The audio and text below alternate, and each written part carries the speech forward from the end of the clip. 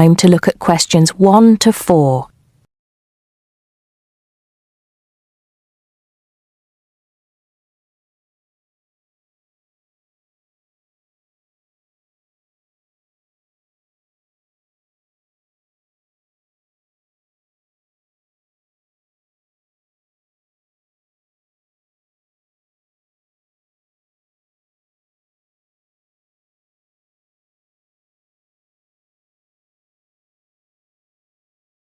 Now we shall begin.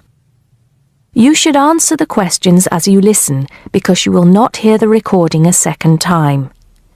Listen carefully and answer questions 1 to 4. Smart Electricals, Mike speaking. How may I help you today? Good morning. I'm calling to complain about an item I recently purchased from your company. I'm not happy with it. Oh, I'm really sorry to hear that. I'll take you through the company's complaints procedure. I'll need to retrieve your files from our records so that we can discuss the problem properly and find a solution. I'll need to take some details from you first. Is that okay? Okay, but I don't have a lot of time. Will it take long? Not long, madam. Can I first take your name? Yes, it's Susan Yorke. Yorke. Okay. Can I have the address, please? Yes, it's flat 1, 25 Alpine Avenue. That's Alpine Avenue, Harchester. The postcode is HA6 5LD. Okay. Next. Could you give me your telephone number? Preferably one that we can call you on during normal working hours. Well, the home one is 01734 525 268. But you're only likely to catch me on that number in the evenings. I usually have my mobile phone with me during the day, though. It's probably best to take that number then. All right. My mobile number is 0781 233 452. And do you have the order reference number on you, by any chance? Well, I have the receipt that the camera came with in front of me. Ah, good.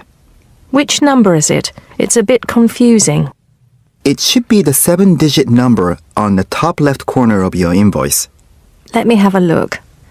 I need my glasses. Found it.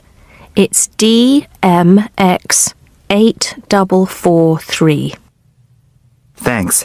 Now, when did you purchase the item? Well, the camera was delivered last Monday, on the 1st of February. I ordered it online about 2 weeks before that, but I can't remember the exact date. If you have another look on the invoice receipt, the date should be there. Oh, yes. Here it is. January the 15th. Okay, I'll make a note of that. So, the item is a digital camera? Yes, it's the Aqua PowerShot model in silver. Thank you. Did you take out any kind of insurance when you bought it? Well, no, it was on special offer. I didn't need to pay any extra for the insurance because it came with a special 4-star policy. Well, it means you're fully covered for at least another 3 years. Before you hear the rest of the conversation, you have some time to look at questions 5 to 10.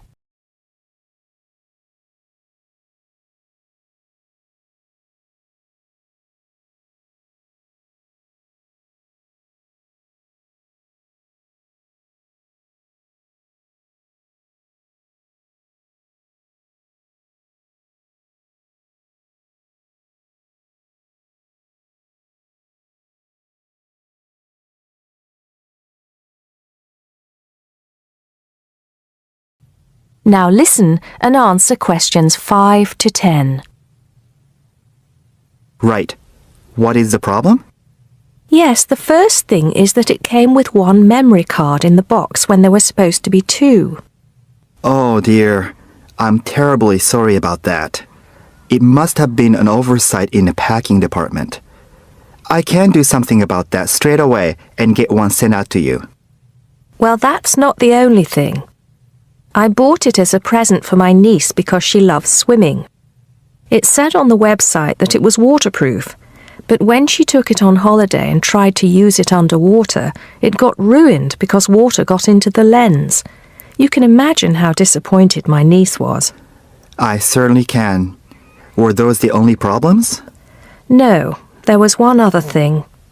It came with a case to protect it. When I opened the box to take the case out, I saw that it had a big scratch on it. We're really sorry about that. I can offer to have the camera repaired for you. In the event that it can't be repaired, we'll send you a replacement. I don't think so. Seeing as it was faulty in the first place, I wouldn't want another one. I think I'd rather have my money back. Can I get a refund? Yes, of course. If you send it back to customer services, I'll make sure it's dealt with. Thank you very much. That is the end of part 1. You now have half a minute to check your answers.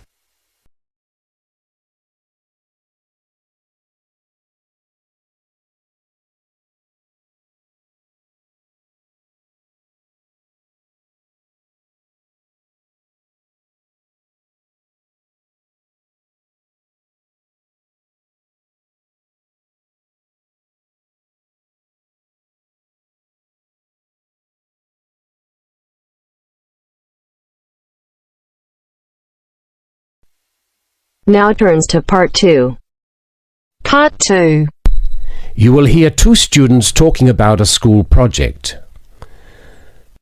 First, you have some time to look at questions 11 to 15.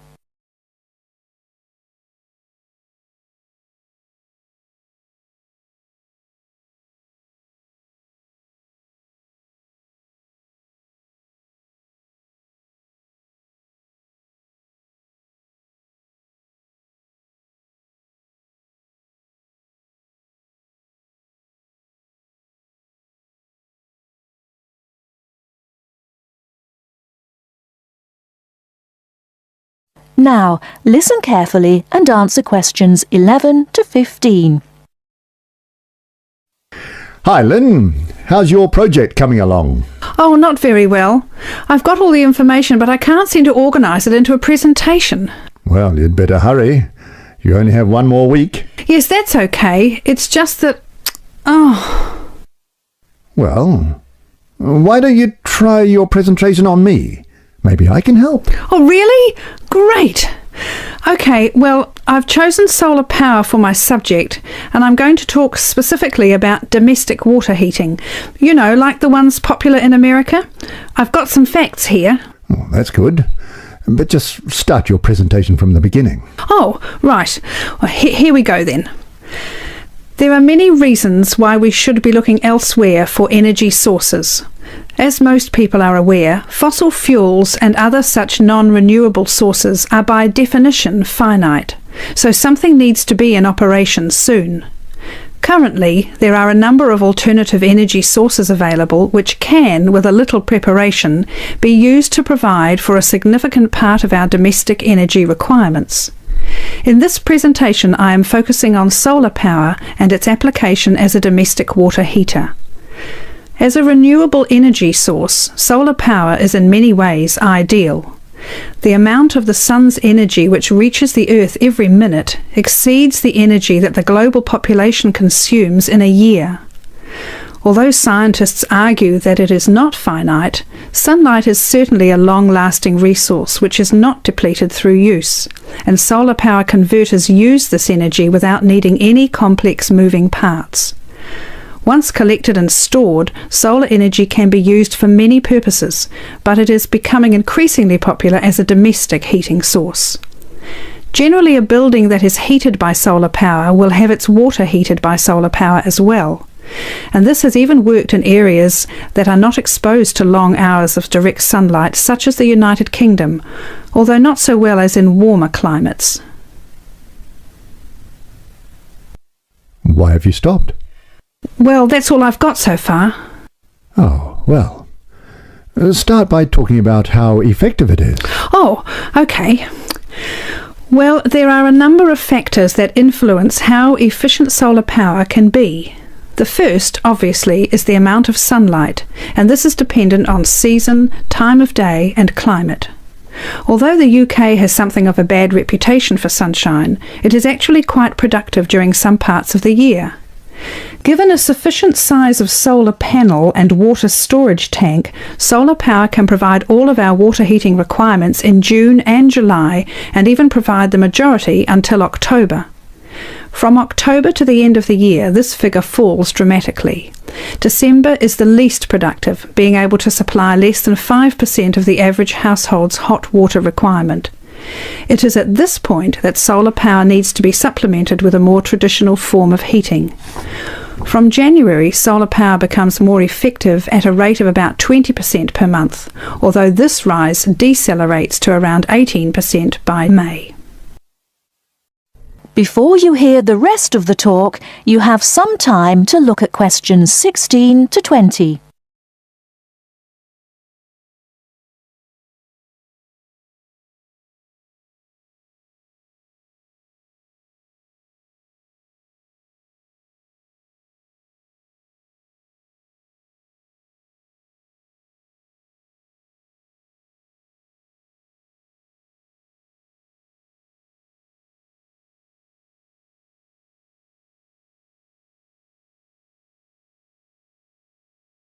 Now listen and answer questions 16 to 20. Now say something about this water heater. Do you have any information about that? Oh yes, I've got an illustration of a water tank here. Well, that's good, but you'll have to describe it. Right. Well, the ideal water tank in the UK has a capacity of 45 to 50 litres, but must be at least 40 litres to be effective. The solar coil is put in the bottom of the tank to heat the water. Now remember that solar heated water will not get quite as hot as fossil fuel water heaters. The bottom half of the tank is normally 20 degrees, and this is why it is important not to have a tank that is too large, as that would take too much energy to heat. In this illustration, it rises to 40 degrees from halfway up. Don't forget that hot water rises, so the top third of the tank is the hottest and reaches an average temperature of 65 degrees. And what's this second layer around the tank? Oh, that's insulation. Because the tank is often either outside or just under the roof, rigid foam is used as an insulation layer. It should be at least 80 millimetres thick all around. Well, that seems like a good presentation. All you need to do is to prepare some short notes and a larger illustration so you can use it as a demonstration and you'll be fine. Oh, you think so? Well, thanks very much for the help. Maybe I could do the same for you one day. Maybe. Anyway, I have to go. Good luck. Thanks. Bye. That is the end of part 2. You now have half a minute to check your answers.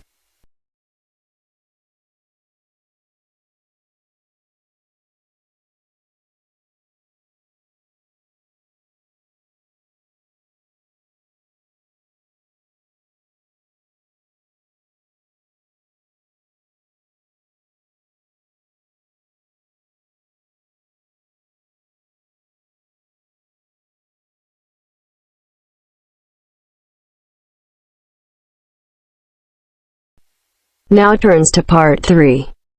Part 3. You'll hear an introduction about the process of producing stamps. First, you have some time to look at questions 21 to 25.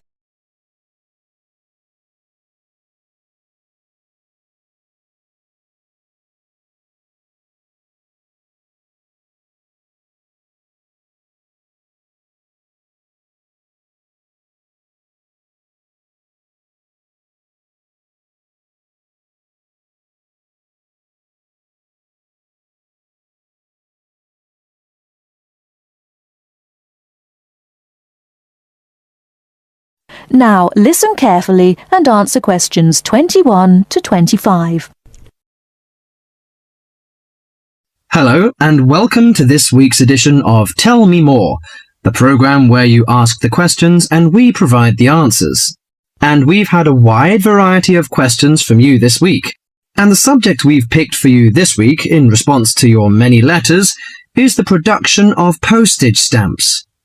And as usual, we've been doing our homework on the subject. So, who designs the postage stamps that we stick on our letters?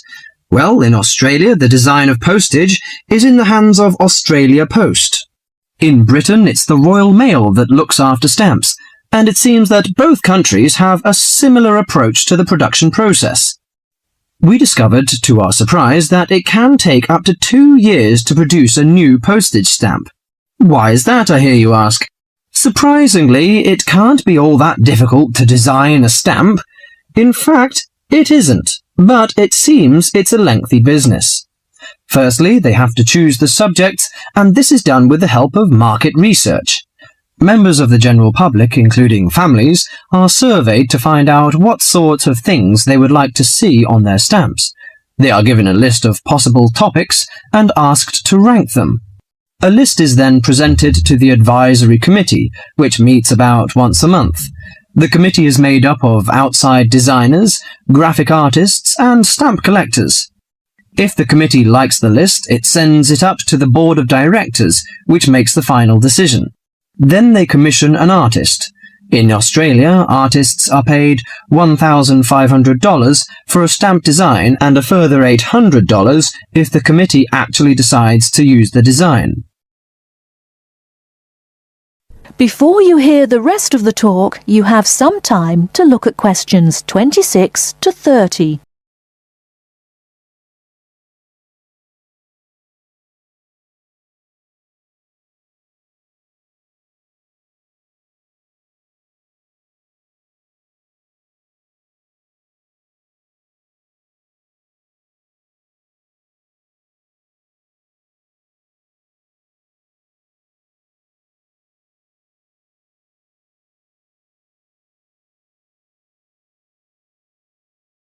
Now listen and answer questions 26 to 30.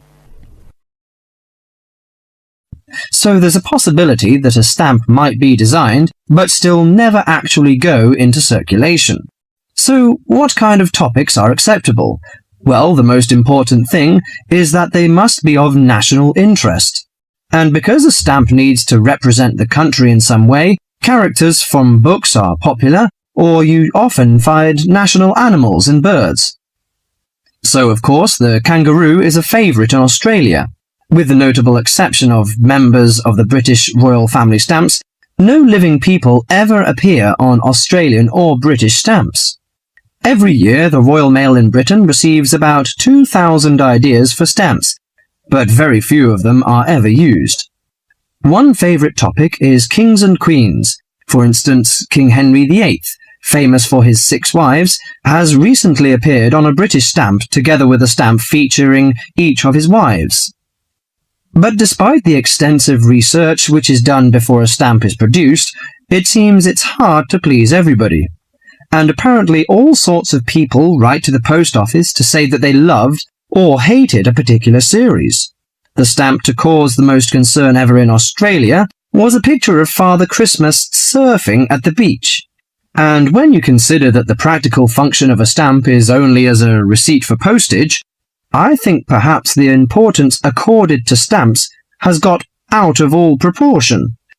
Well, that's all for today. If there's a subject you want us to tell you more about, drop us a line at... That is the end of part 3. You now have half a minute to check your answers.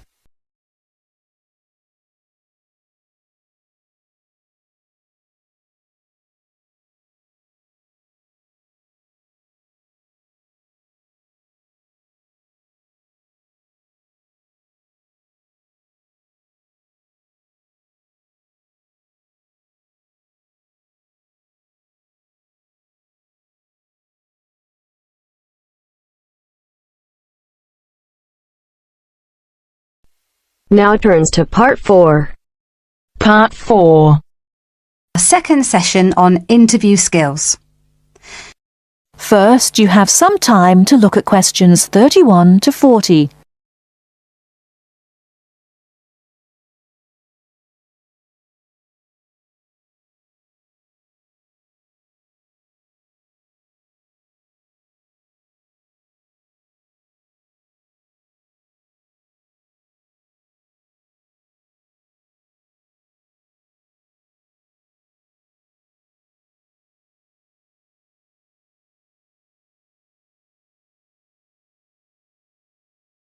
Now listen carefully and answer questions 31 to 40. Hello there everyone, and welcome to our second session on interview skills. Now we have already looked at what to say in the interview and what to wear. So let's consider non-verbal behaviour, or as it is more often called, body language. Believe it or not, research has shown that this is what makes the strongest impression on people we meet.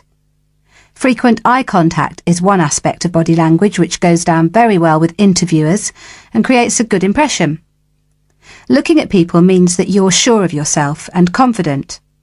In fact, one famous car company even makes a note of the level of eye contact candidates make during their recruitment process for this very reason.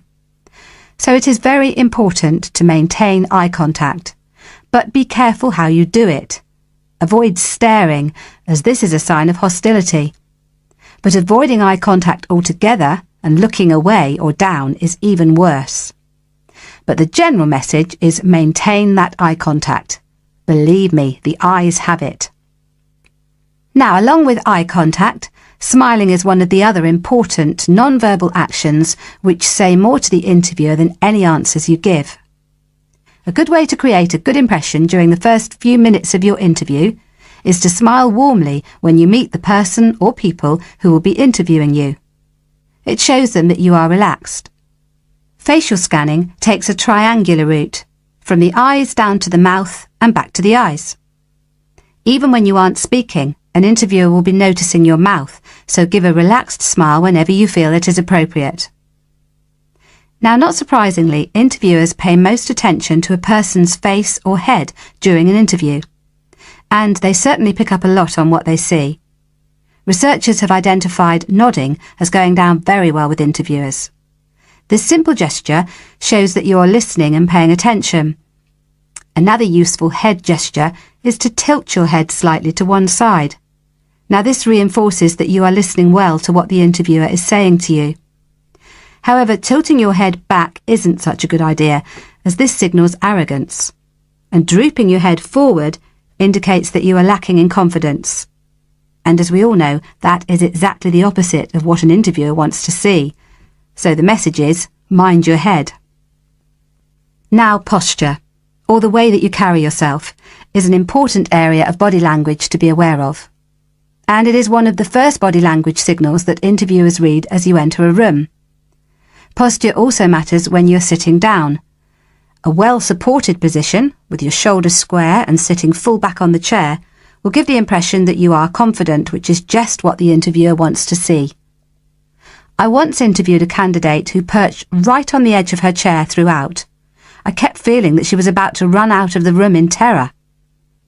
However, occasionally leaning forward slightly when the interviewer is speaking reinforces the message that you are keen and interested, as well as showing the interviewer that you're actually listening to what they are saying. But don't overdo it by leaning too far forward. That can be a bit distracting for the interviewer. Now, we all tend to use our hands to gesture, especially when we are explaining something or as we become involved in what we are saying. This is fine. It shows that we are keen and perhaps even excited about something. However, what can work against someone at an interview is when they fidget. This kind of moving about is, of course, what we do when we are nervous, and fidgeting can be very distracting to watch. So if this is a problem for you when you get nervous, it is a good idea to practice sitting with your hands gently resting in your lap or on the arms of the chair. Try not to fold your arms though, as this tends to look uncomfortable or hostile. But whatever movements you make, be careful with your hands. They need to be kept well away from your mouth, head or face. In fact, experts say that when a hand flies up to or over a person's mouth, it implies that the person is worried or wound up about something. For most of us, staying calm in an interview situation is a challenge, so putting in a bit of practice in advance will help. So, to end with, here are a couple of suggestions on how to improve our body language. A good idea is to choose a role model, such as an actor or fictional character, or a public figure or someone you know. Then sit calmly and imagine that you are this person. Now, other countries have different body language signals. So remember that if you are being interviewed abroad, you may want to check if there are any special gestures to avoid. It's also a good idea to get used to reading body language signals. You can do this by simply watching how people interact in public places, such as on the streets or in restaurants. And finally, when people have struck up a rapport, it is reflected through the natural mirroring of each other's body language movements. So you can use this to your advantage by occasionally mirroring the interviewer's own movements. For example, if they lean over to one side, you can do the same a few seconds later. It helps to create a special effect known as similar to me. But don't do it too often or the interviewer will notice. Now, any questions before we move on to interview listening skills? That is the end of part 4. You now have half a minute to check your answers.